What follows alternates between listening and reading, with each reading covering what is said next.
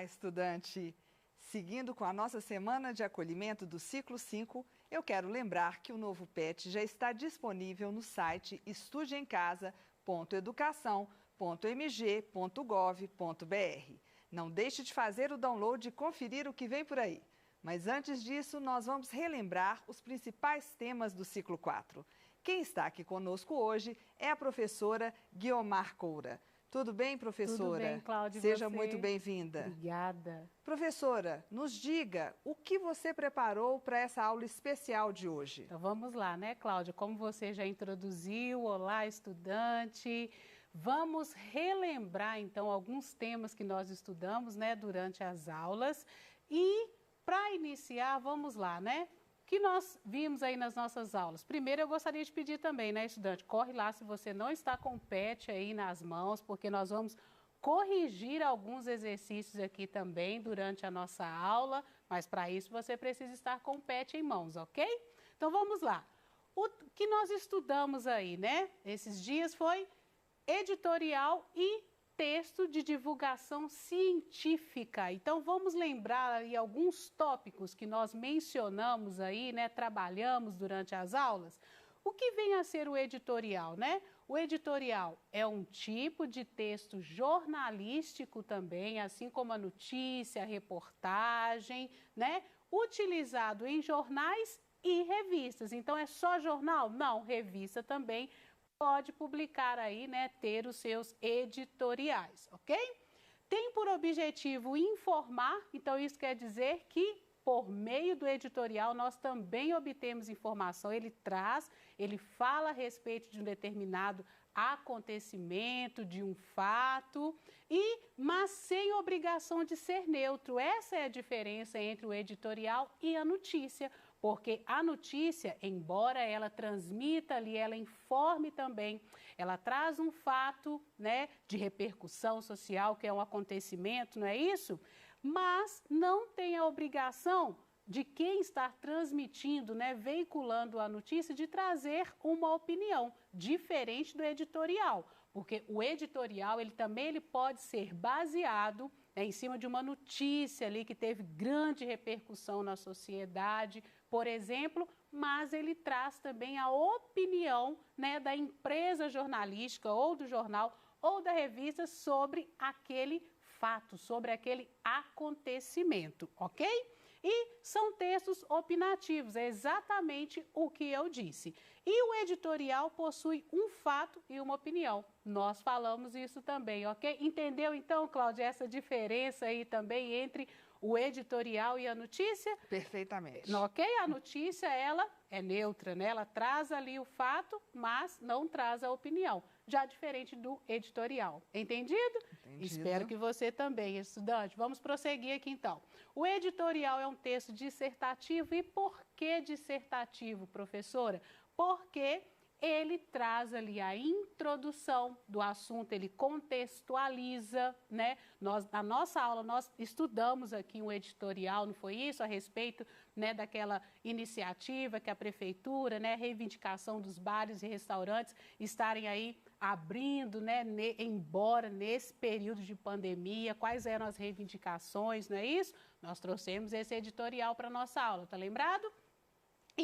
Então, ele introduz o assunto, ele traz uma introdução, o desenvolvimento do texto, que vai trazer ali, né, os argumentos, porque como é a opinião, o ponto de vista da empresa jornalística, vai trazer, então, os argumentos. Porque quando eu tenho uma opinião, não é isso, Cláudia? Eu preciso argumentar. Não é só axiologia, não é isso? Eu costumo falar para os meninos, né? Exatamente. A gente tem que sustentar a nossa opinião ali com alguns argumentos e que sejam sólidos também, não é isso?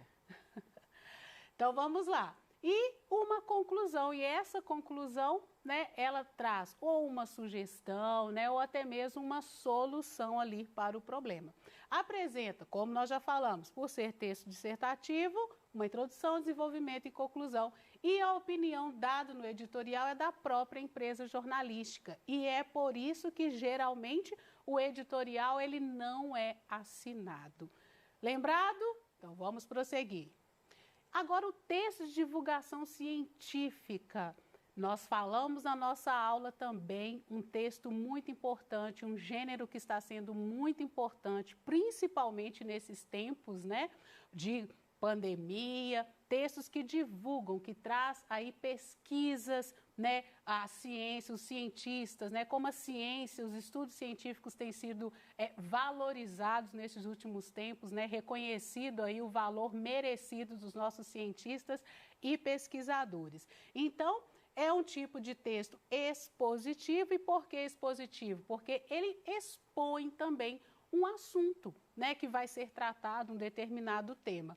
E argumentativo, porque traz ali também o parecer, né, discursos de autoridade de pessoas que são conhecedoras do assunto. Então, é por isso que é argumentativo também. Ele pode trazer ali, né, o ponto de vista, o que a ciência vê diante, né, dos acontecimentos. Então, por isso que é argumentativo também. Possui a finalidade principal de difundir o conhecimento científico. É por isso que nós falamos que é um texto muito importante, um gênero muito importante, nesses tempos que nós estamos vivendo, porque traz conhecimento, difundir o conhecimento. As pessoas precisam de saber também o que tem sido estudado, não é isso? É de interesse de todos. E o desenvolvimento da sociedade. Nós precisamos de saber a respeito de determinados assuntos, porque traz impacto para as nossas vidas, interfere também nas nossas vidas, na saúde, por exemplo, não é isso? E muito utilizado no meio acadêmico, né? Porque nas faculdades, nas universidades, nós temos também cientistas, pesquisadores, pessoas que procuram aprofundar em determinado assunto. Então, lá nós demos o exemplo, né, de dissertações, teses, todos esses textos aí, eles são de caráter, né, de divulgação científica, porque trazem aí assuntos que estão sendo estudados nas academias, universidades, laboratórios, enfim. Relembrou? Então vamos lá. Linguagem clara, objetiva e impessoal, porque nós estamos falando de um texto aí, né, científico. Um texto escrito por pesquisadores, cientistas. Então a linguagem é clara, objetiva e impessoal, e lembrando também linguagem formal, certo? De acordo com a norma padrão. Presença de termos técnicos da área, né? Porque se são cientistas, então a gente vai ter ali também terminologias, termos que são usados nesse meio. E escrito por pesquisadores e especialistas, nós já falamos, divulgado por meio de revistas e jornais científicos, né? Muitas das universidades, das faculdades, elas possuem aí revistas, né, para divulgar esses assuntos que vêm sendo estudados aí pelas academias. Livros, plataformas de divulgação científica, nós temos hoje sites também, né, que embora trazem aí texto de divulgação científica, a linguagem que eles usam é mais acessível, né, porque às vezes são sites para alcançar adolescentes, jovens, crianças. Então a linguagem ela é um pouco mais acessível, embora seja aí na norma padrão, né? E televisão, internet, enfim. Então nós temos vários meios, né? Nós podemos encontrar esses textos científicos em vários suportes, em várias plataformas, ok? Estrutura básica, né? Introdução, desenvolvimento e conclusão, mas não possui uma forma rígida. Por quê? Dependendo, né, do tema, do autor do texto, quem escreve esse texto, a quem ele é direcionado, esse formato aqui, ele pode mudar também. Entendido? Então, vamos lá. Agora, vamos para as nossas atividades. A semana 1 aí, na página 2. Vai lá, localiza aí. Isso, exatamente. Leia o texto a seguir e responda as questões. Mocinho ou vilão? Cláudia, esse texto ele é muito interessante porque ele vai falar sobre o uso de agrotóxicos. Nossa. Que não é uma coisa assim, né, que a gente sabe que é muito complicado. Às vezes as pessoas abusam aí, né, desses produtos químicos nas plantações, muito complicado, não é isso? Nossa Senhora, isso prejudica a saúde, né? Exatamente. Então é um texto também de caráter aí informativo, traz aí a opinião de vários pesquisadores, cientistas, é o olhar da ciência sobre o uso desses agrotóxicos. Tá lembrado aí desse texto? Então vamos lá. A primeira pergunta: qual é o assunto tratado no texto? Nós já falamos aqui, né? A utilização de agrotóxicos em plantações, que pode causar danos à saúde e também às plantações, tá? Se não forem usados adequadamente, ok? Então vamos lá. 2, transcreva as informações principais desse texto. Algo que nós precisamos lembrar aí, ó, é que as informações principais são aquelas que trazem a ideia central, é aquilo do que o texto está falando. Lembra que o nosso texto vai falar sobre a utilização de agrotóxico nas plantações? Então, todas aquelas partes do texto que trazem informações sobre esses agrotóxicos são as informações principais. Então, localiza lá no parágrafo, olha, ele começa assim: remédios para plantas, defensivos agrícolas, venenos contra pragas.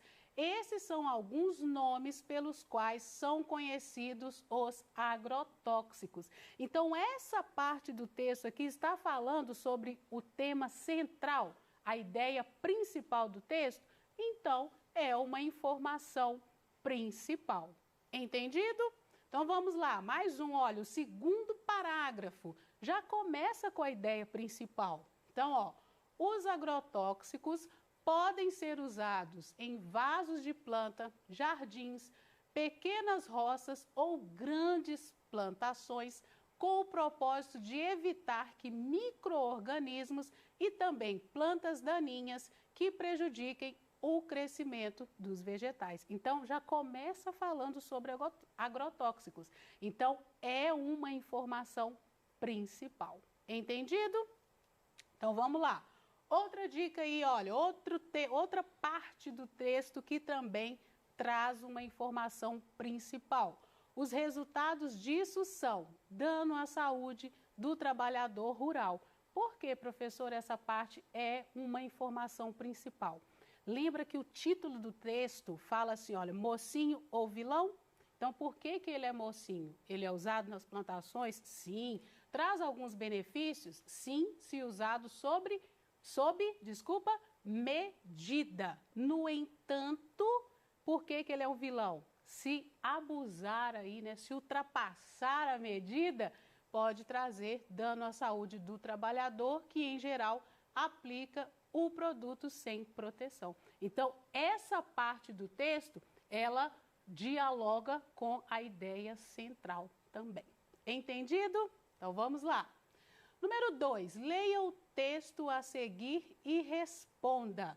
Texto, Brasil do Sambaqui. É um texto muito interessante, né? Porque traz algumas informações aí que acrescenta também no nosso conhecimento, com certeza. Então, vamos lá. Observe os trechos abaixo e classifique-os em informações principais ou informações secundárias. Vamos voltar lá no texto rapidinho. Fala lá, né, dos sambaqueiros, não é isso? Amontoado de conchas, traz referência a alguns povos que existiam, né, naquela região. Então, esse texto aqui, olha, informação principal. Lembra o que eu acabei de dizer? Dialoga com a ideia, traz a ideia principal do texto. E a informação secundária, ela traz informações que geram em torno da ideia principal.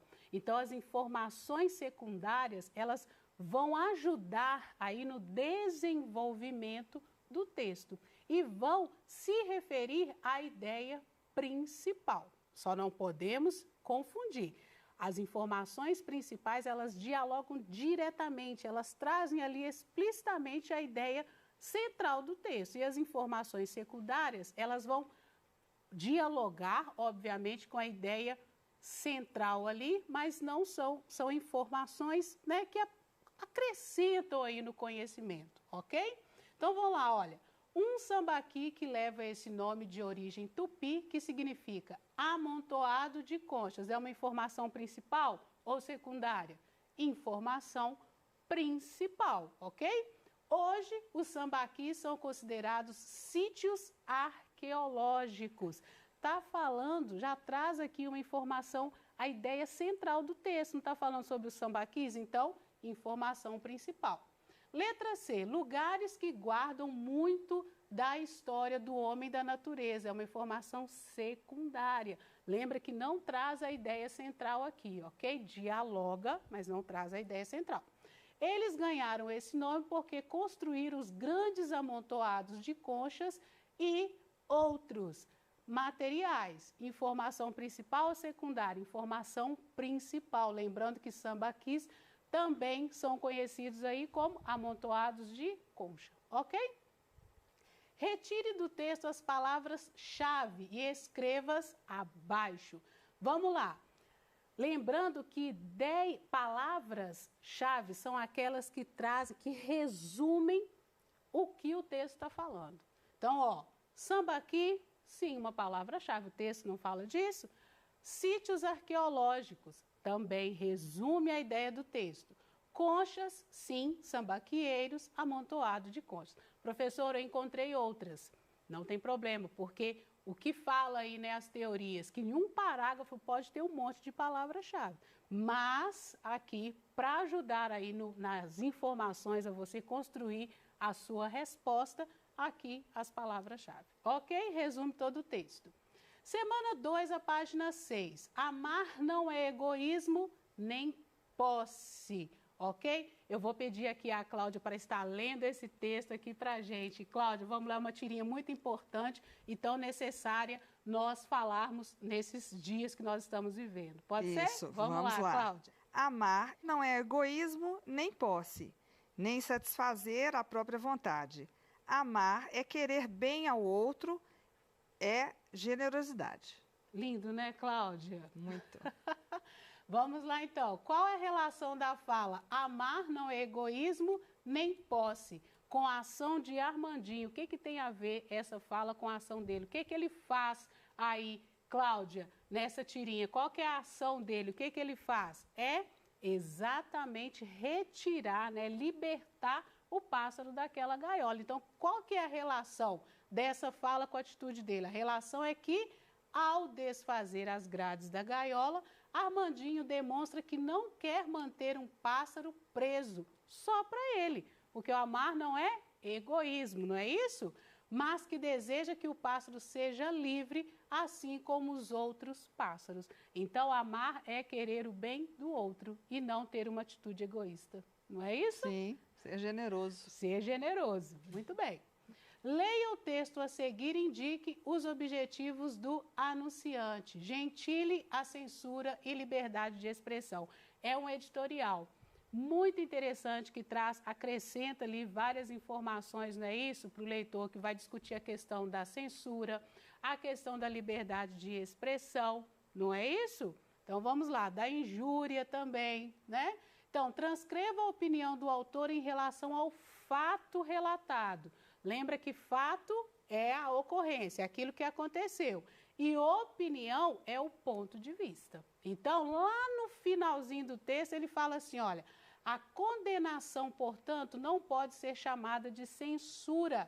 Danilo publicou os tweets que quis e foi notificado. O vídeo não sofreu censura. Ele foi publicado e a condenação é justamente posterior ao vídeo. Ninguém fez uma análise prévia do conteúdo para saber se seria publicado ou não. Então, explicitamente aqui está a opinião de quem escreveu a respeito do assunto. Entendido? Então, vamos lá, na semana 3 aí, na página 10, ok? Carta ao El Rei Dom Manuel. Eu vou pedir para a Cláudia estar lendo essa carta para nós aí rapidinho, porque é interessante, porque fala da nossa história também, né, Cláudia? Sim, claro. Senhor, Domingo 22 do dito mês, às 10 horas, pouco mais ou menos, houvemos vista das ilhas de Cabo Verde, ou melhor, da ilha de São Nicolau, segundo o dito de Pero Escolar, piloto. E dali avistamos homens que andavam pela praia. Traziam arcos nas mãos e suas setas. Vinham todos rijamente em direção ao batel. E Nicolau Coelho lhes fez sinal que pousassem os arcos. E eles os depuseram. Mas não pôde deles haver fala nem entendimento que aproveitasse por o mar quebrar na costa. Andamos por aí vendo o ribeiro, o qual é de muita água e muito boa. Ao longo dele há muitas palmeiras, não muito altas, e muito bons palmitos. Contudo, a terra em si é de muito bons ares frescos e temperados. Beijo as mãos de Vossa Alteza, Pero Vaz de Caminha. Então, a gente já situa aí esse texto, não é isso, Cláudio? Que são as informações que vão perguntar aí, ó, na pergunta 1. Qual a provável época em que essa carta foi escrita? Período iniciado na segunda metade do século XV, estendendo até o século XVI, época em que os portugueses viajavam para colonizar novas terras, porque trata aí da expansão ultramarinha. Por qual que é a referência? Aqui o Dom Manuel e a assinatura de Pero Vaz de Caminha. Então, muito obrigado por essa aula. Acredito, né, que você aí tenha retomado os conhecimentos, aquilo que nós estudamos durante as aulas e as respostas aqui. E muito obrigada.